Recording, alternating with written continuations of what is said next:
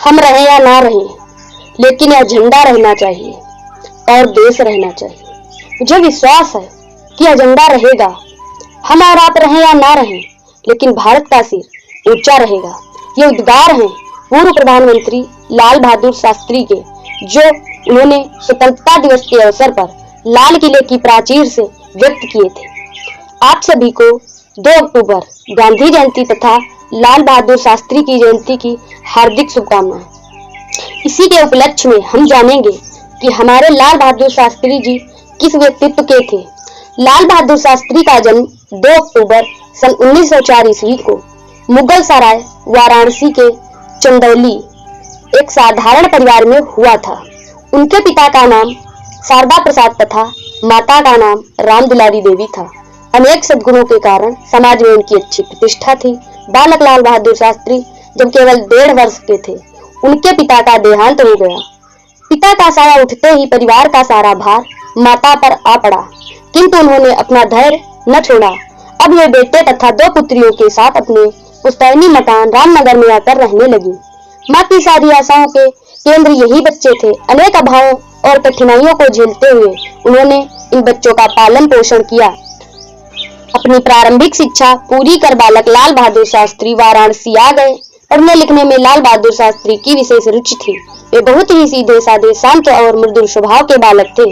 साथियों से सदा हिल मिलकर रहते थे। छोटी छोटी बातों पर झगड़ना उनके स्वभाव में नहीं था। स्वयं कष्ट सह लेते थे, परंतु किसी को कोई कष्ट न देते थे। सबसे प्रेम भाव रखते। यही कारण था कि वे सभी शिक्षकों और सहपाठियों के प्रिय बने हुए थे। लाल बहादुर बनारस के हरिश्चंद्र हाई स्कूल में पढ़ रहे थे। उस समय लोकमान्य बाल गंगाधर तिलक की यह वाणी, स्वराज्य हमारा जन्म सिद्ध अधिकार है, पूरे देश में गूंज रही थी। इससे उन्हें देशभक्ति की प्रेरणा मिली। बनारस में उन्हें गांधी जी को पहली बार देखने का अवसर मिला। उनके भाषण से वे बहुत प्रभावित हुए। वह भाषण उनके लिए देश प्रेम और देश सेवा का मंत्र बन गया। अब वे अध्ययन के साथ स्वराज आंदोलन में भी समय समय पर भाग लेते रहे। गांधी जी का असहयोग आंदोलन आरंभ हुआ। लोग सरकारी नौकरी, स्कूल, कचहरी आदि छोड़कर आंदोलन में भाग लेने लगे। गाँव के किसान और मजदूर इस आंदोलन में शामिल होने लगे। लाल बहादुर शास्त्री भी पढ़ाई छोड़कर आंदोलन में कूद पड़े। आजादी की इस लड़ाई में उन्हें कई बार जेल की यातनाएं सहनी पड़ी, किंतु वे अपने लक्ष्य से अडिग रहे। स्वदेशी राष्ट्रीय शिक्षा के प्रसार के लिए बनारस में काशी विद्यापीठ की स्थापना सन 1921 में हो चुकी थी। लाल बहादुर जी काशी विद्यापीठ में शिक्षा ग्रहण करने लगे।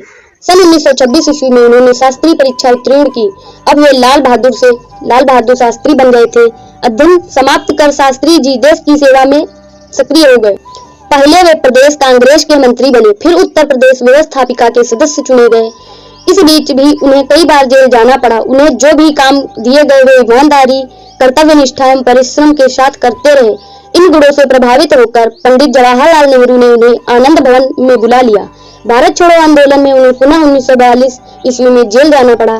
जेल जाने से शास्त्री जी के परिवार की आर्थिक स्थिति बहुत कमजोर हो गई, पर वे इससे घबराए नहीं। सदैव अपने कर्तव्य पर दृढ़ रहे। देश स्वतंत्र हुआ। स्वतंत्र भारत में अपनी सरकार बनी। प्रधानमंत्री पंडित जवाहरलाल नेहरू ने उन्हें केंद्रीय मंत्रिमंडल में रेल मंत्री बनाया। इस क्षेत्र में उन्होंने अनेक सुधार किए। उनके समय में एक भीषण रेल दुर्घटना हुई। इस दुर्घटना से दुखी होकर शास्त्री जी ने मंत्री पद से त्याग पत्र दे दिया।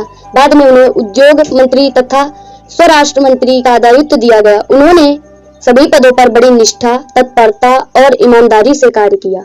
पंडित जवाहरलाल नेहरू के निधन के बाद शास्त्री जी सर्वसम्मति से भारत के प्रधानमंत्री बने।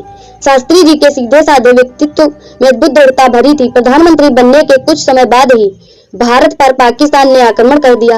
देश उन दिनों अनेक समस्याओं से जूझ रहा था। खाद्यान्न की इतनी कमी थी कि अमेरिका से गेहूं मंगाना पड़ता था। ऐसे समय में शास्त्री जी ने जय जवान जय किसान का नारा देकर देशवासियों के स्वाभिमान को जगाया। उन्होंने कहा, पेट पर रस्सी बांधो, साग सब्जी अधिक खाओ, सप्ताह में एक बार शाम को उपवास रखो। हमें जीना है तो इज्जत से जिएंगे, वरना भूखे ही मर जाएंगे। बेइज्जती की रोटी से इज्जत की मौत अच्छी रहेगी। फिर हरित क्रांति प्रारंभ हुई, जिस कारण भारत को खाद्यान्न उत्पादन में आत्मनिर्भरता हासिल हुई और उसी का परिणाम है कि आज हमारा देश कृषि प्रधान देश के नाम से जाना जाता है। इसी तरह भारत पाक युद्ध में भारत विजयी हुआ। इस विजय ने भारत का मस्तक ऊंचा कर दिया। युद्ध समाप्त होने के बाद रूस में भारत पाकिस्तान के बीच ताशकंद समझौता हुआ। उसी रात 10 जनवरी सन 1966 ईस्वी को हृदय गति रुक जाने से ताशकंद में ही इनका निधन हो गया। सारा संसार शोक में डूब गया। भारत ने अपने इस महान लोकप्रिय नेता को सदा सदा के लिए खो दिया। शांति के इस देवदूत के लिए कवि सोहनलाल द्विवेदी जी ने लिखा है कि शांति खोजने गया, शांति की गोद सो गया, मरते मरते विश्व में शांति के बीज बो गया। और अंत में बस इतना ही कहूंगी, करती है उपवास ये धरती कई हजारों साल, तब जाकर पैदा होता है एक बहादुर लाल। जय हिंद, जय भारत। वीडियो पसंद आया हो तो लाइक कर दें और चैनल को सब्सक्राइब कर लें। जय हिंद।